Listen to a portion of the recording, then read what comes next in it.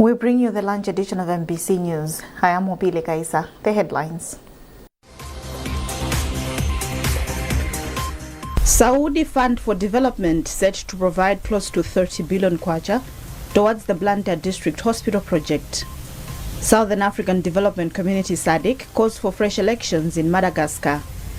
All is set for the National Chess Championship scheduled to take place in Mzuzu from 20 to 22nd December.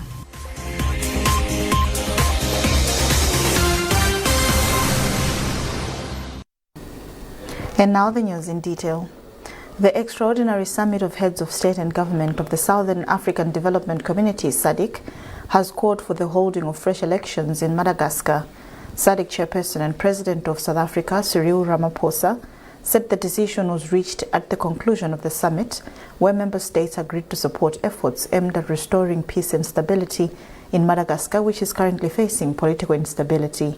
President Ramaphosa made the remarks at the end of the virtual summit of SADC heads of state and government. Malawi was represented at the meeting by Vice President Dr. Jenansa, who was delegated by President Professor Arthur Peter Mutharika. Austin Fukula reports. According to a communique read at the end of the summit, SADC wants the transitional government in Madagascar to facilitate fresh elections to enable the democratic election of a new leader. During the meeting, South African President Cyril Ramaphosa, who had been serving as the interim chairperson, was duly elected as a chairperson of SADC. In his closing remarks, Ramaphosa said member states had agreed to engage all stakeholders in Madagascar to ensure peace and stability are restored. He further called on the people of Madagascar to embrace peace, unity, and reconciliation as a way of ending the ongoing political instability which began in September this year. We further call on the transitional government to ensure that the reform processes that need to be embarked upon are timely, that they are inclusive of all stakeholders, and that they should create a conducive environment in which all the people of Madagascar can contribute meaningfully to the dialogue. This must be a Madagascar-owned and led dialogue. For it is the people of Madagascar who must find their own solutions.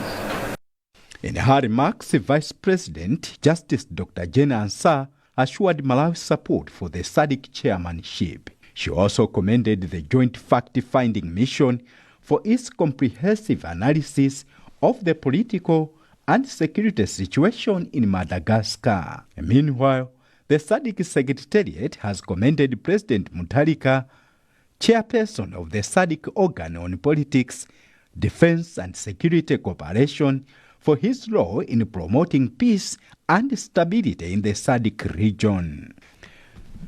The extraordinary summit of heads of state and government opened with a call for member states to find lasting solutions to the political instability in Madagascar. The virtual extraordinary SADC summit was held under the theme Advancing Industrialization, Agricultural Transformation, and Energy Transition for a Resilient SADC. Austin Fukula, MBC News, Lilongwe. Saudi Fund for Development is set to provide a $15 million United States dollars, approximately 30 billion kwacha co-financing towards the Blantyre District Hospital project. This announcement was made during a meeting between Malawi's Minister of Finance and Special Envoy to the Gulf nations, Joseph Mwanamveka. Barbara Mwandira has more in this report, read by Ruth Chinangwa. The Deputy Chief Executive Officer of the South Fund for Development, Faizo M. Arketan, expressed interest in co-financing with the Kuwait Fund for the construction of the Blantyre District Hospital. The South Fund is committed to supporting health infrastructure as they previously supported the construction of Palombe District Hospital. In his remarks, Mwanamveka highlighted the significant role played by the South Fund for the Development in projects being undertaken in the country. During the tour of duty, Mwanamveka met with Saudi Arabia's Assistant Minister of Finance, Abdullah bin Zara, and discussed support for Malawi in the areas of macroeconomic stabilization, fiscal consolidation, including debt restructuring and tax revenue. The minister also thanked the Saudi government and people of Saudi Arabia for their support towards Malawi's infrastructure development through the Saudi Fund for Development. Minister of Local Government and Rural Development Ben Piri has urged the Malawi Local Government Association MAUGA to capacitate council chairs and council authorities in the management of the Constituency Development Fund to ensure that such benefit communities when they are dispersed. Piri made the remarks in Lilongwe during the 2025 Local Government Authorities Extraordinary General Assembly and the validation workshop of MAGLA's strategic plan. Details in this report by Zomwe.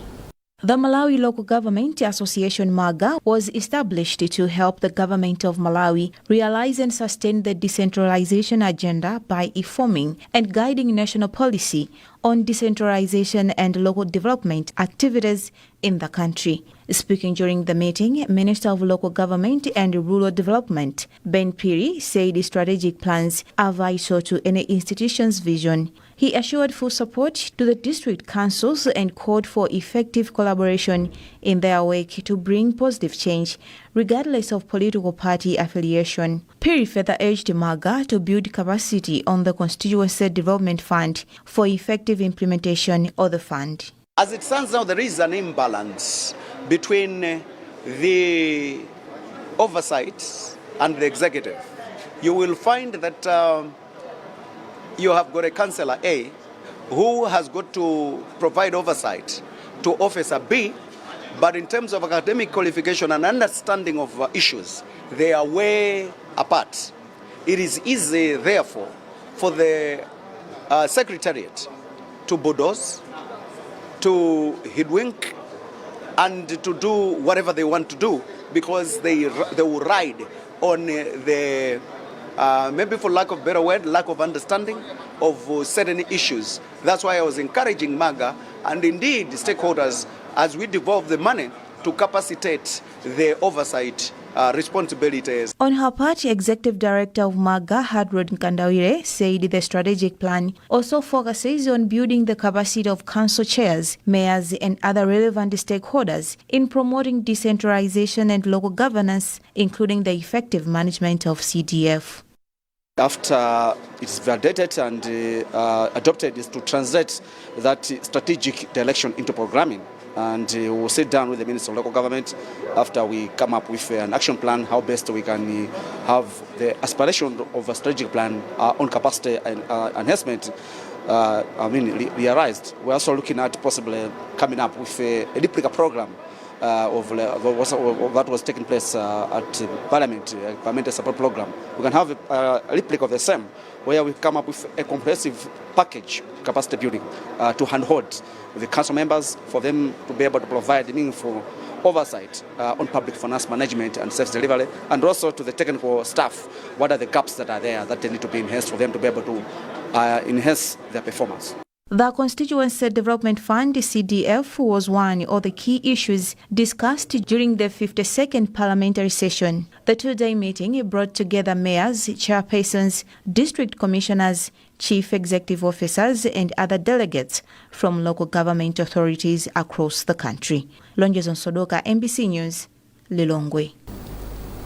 People of Mzuzu Southwest constituency and other surrounding areas say lack of a proper bridge at Lunyangwa River is hindering the access to health and other social services at Luinga.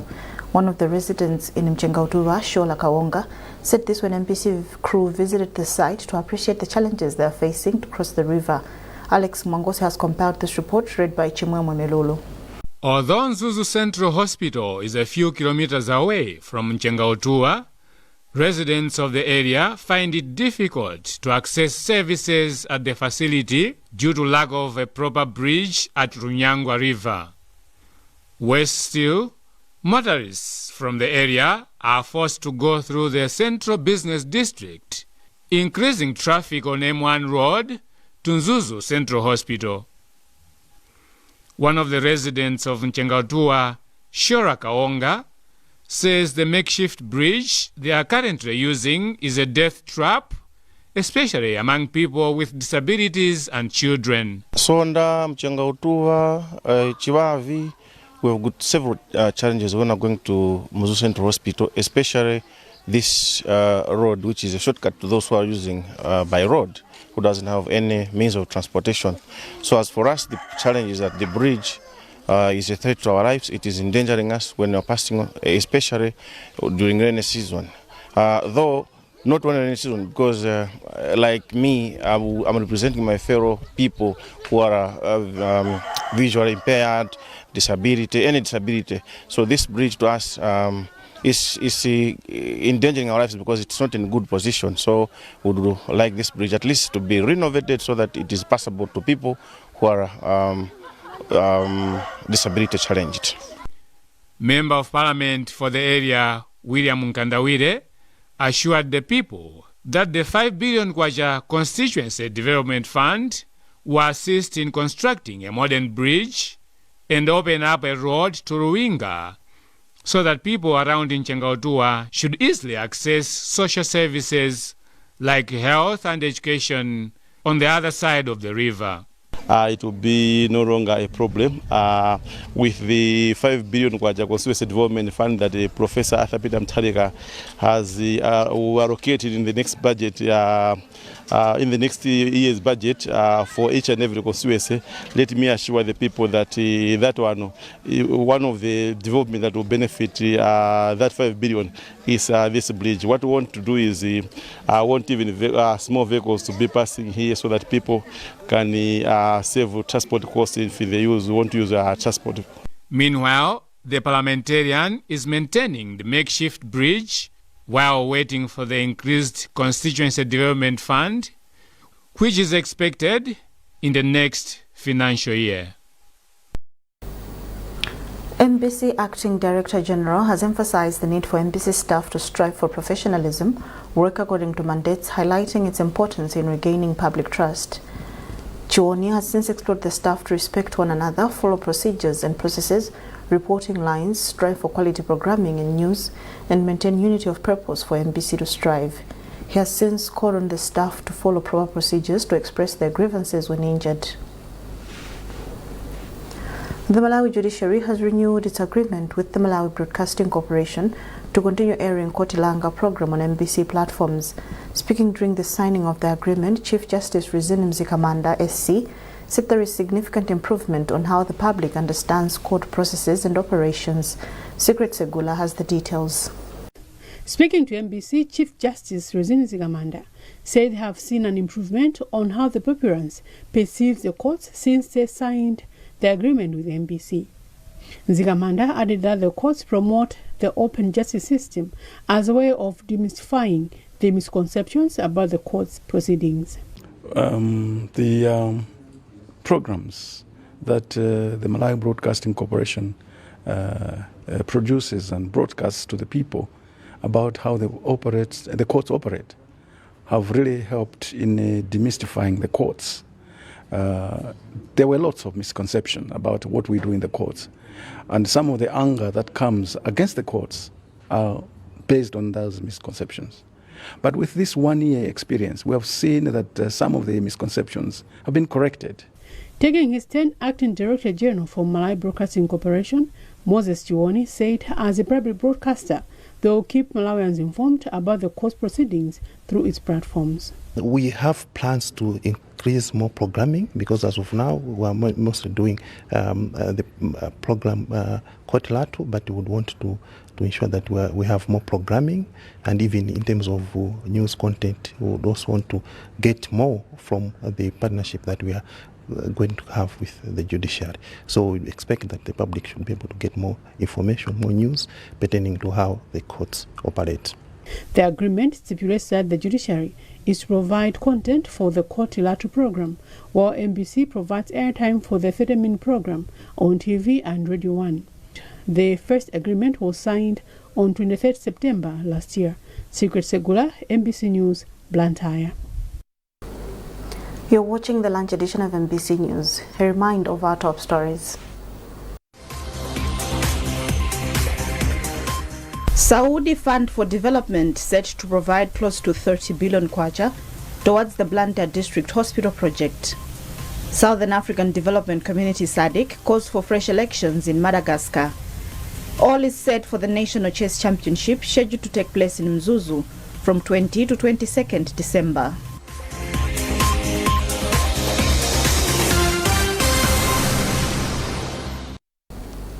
Welcome back. Stakeholders have called for stronger awareness on the use of digital spaces as well as strict enforcement of cyber laws. The call comes as trends show an increase in internet penetration, which has brought about a worrying rise in digital violence. Our reporters Catherine Banda and Olive Perry have found that digital violence is driving some people into mental breakdown and affecting careers. In July this year, the Malawi Communications Regulatory Authority, MAGRA, reported that Malawi's internet penetration increased from 18.9% in 2023 to 36.9% in 2024. While this growth has expanded opportunities for business, education, entertainment, health, and information sharing, they have later become common grounds for hate, demeaning remarks, and cyberbullying in general. What some see as harmless banter, for some it is a serious obstacle to personal growth, career development, and at times cause for mental breakdown. Many victims stay silent while others report the abuse. Lilongwe District Council indicates that they recorded about 10 online violence cases between the months of January and June 2025. The human cost of digital violence is also evident in the experiences of some public figures. Female musician Tunosiwe Mwakalinga, popularly known as Tuno, once said through her social media platform that she was on the verge of quitting her music career following relentless online harassment. She said the constant attacks emotionally disturbed her and her family and made her question her appearance. As a person who accepted how I look and I love how I look, I love how God made me, I stay like that. But at the same time, I've got family members who love me and they get hurt by what other people are saying. You understand what I mean? So it doesn't just affect the person you're attacking, it affects the people that, only this is what happens. This is what happens. Because a lot of people, they don't know about it and they find it very amusing for them to think like they can say whatever they want to this person. And they'd be like, we can say whatever you want, you just need to relax. You can say whatever you want, you're a celebrity, don't respond to us. Well, it shouldn't work like that. The world commemorated the 2025 16 Days of Activism under the theme Unite to End Digital Violence Against All Women and Girls. UN Women Deputy Country Representative Fatima Muhammad said digital violence in Malawi is worsened by low digital literacy. She reaffirmed UN Women's commitment to ending gender-based violence in the country. And we will do the best of our abilities to support either technically or financially. But as Honorable Minister has already mentioned, there are several priorities, including accountability of technological companies, strengthening the framework to address and criminalize digital violence. We can also have a session together to further unpack what can really be done to prevent and accelerate accountability to digital violence in Malawi. Governance expert Wanda Fumkuche stresses that as internet use increases, comprehensive public education on digital rights and responsibilities is essential. Even though it seems like it's becoming hard on how we can deal with these things, but if we have to use the law, we can manage to reduce some of these incidences. We have seen in the past where some people who were victims have gone to the police to tell them what has happened to them on the internet, and the law has acted. Some have been jailed and some have even paid fines. ICT Association of Malawi, ICTAM General Manager Andrew Kamwendo, echoes the calls for digital literacy programs that cover online safety, data protection, and digital violence reporting mechanisms. We needed to promote digital literacy and also cyber safety amongst the users. This can be done by promoting programs and trainings that focuses much on online etiquette, that focuses much on cyberbullying and also data protection. Sector regulator, Malawi Communications Regulatory Authority, MACRA, says the legal frameworks for digital spaces already exist, but acknowledges that many users are unaware. Deputy Director for Legal Matters responsible for consumer affairs at MACRA, Kelias Mlenga, says they will go further with awareness campaigns on cyberbullying and digital laws. We encourage awareness. We conduct awareness, and we are also enhancing collaboration with other law enforcement agencies like police and other civil society organizations, as well as the Consumer Association of Malawi, in implementing these awareness programs. For victims of digital violence, the impact goes far beyond the screens and smartphones. Stakeholders say addressing online abuse is important in order to protect careers and families affected by what happens in digital spaces. The government, through the Ministry of Labour, has pledged to complete Cholo Technical College building, which stored for the past 5 years. Speaking during the tour of the place at number 1 in the district, Minister of Labour Joel Masina said his ministry will make sure construction works resume as soon as possible to ensure that youths in the district get skills from the college in order to be self-reliant. Chigona spoke to Yohane Chizomola. We are here to see the project that was started, I think, 5 years ago. So we are here to see the site and see the way forward. Our primary objective is to have technical colleges in every constituency and in every district. So primarily, we are looking at every district at the moment because of financial challenges. And for the time being, I think this one is chosen to be completed, I think, by next year. In his remarks, District Commissioner for Tiolo No Dakamau commended the minister for considering the college construction project in the district as it brings hope to the youths who are idle. Dakamau pledged support to the project in collaboration with other stakeholders in the district. He sheds more light. The coming of the Labour Minister, TVET and the other stakeholders today in Cholo District Council, especially for the Cholo Technical College, it gives you one message. It gives you hope. It gives you hope for the people of Cholo. It gives you hope to the different stakeholders. It gives you hope to the youth who intend to be trained at this school when it's finished. That's the hope which we are preaching. We have a number of issues of land, issues of infrastructure, but all in all, we have agreed to be engaging each other to make sure that different stakeholders, when they're pulling resources together, maybe resources from CDF, resources from government, central government through Ministry of Labour, all us we should have one thing, one common goal, the completion of the infrastructure. And in sports, the Chess Association of Malawi, Chessam, says this year's National Chess Championship will play a key role in selecting a national team to represent the country at the 2026 World Chess Olympiad in Uzbekistan. The National Championship will be staged in Mzuzu from 20 to 22nd December. On Friday, Chessam will also host the National Schools Chess League Finals at Mzuzu International Academy. Chessam spokesperson Francisco Mwangupidi says beyond crowning Malawi's National Chess Championship, the tournament will also serve as an important platform to assess players and prepare them for the global showpiece. Indeed, as Chess Association of Malawi, we plan to host the 2025 National Chess Championship in December this year. So with these qualifiers, we try to identify the top chess players in each of the 3 regions. We can say the preparations are going on smoothly. Maybe we can say this year, maybe compared to last year, this year we'll identify the champion for the country, but also we will identify the national team that will represent Malawi at the World Chess Olympiad in Uzbekistan.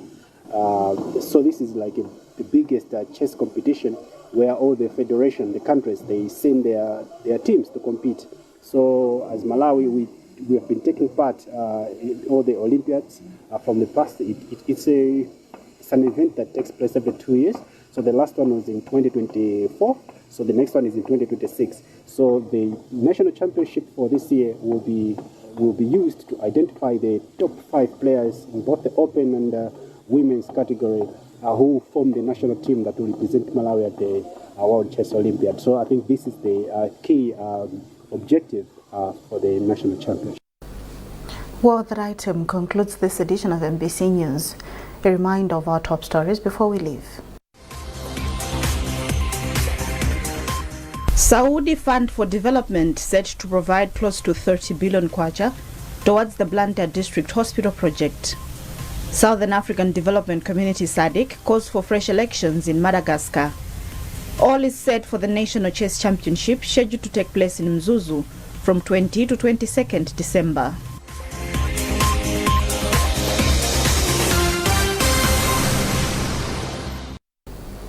Keep up to date with our news coverage on our digital pages by scanning the QR code at the top right corner of your TV screen. You are with me, Opile Kaisa. Thanks for watching. Bye-bye.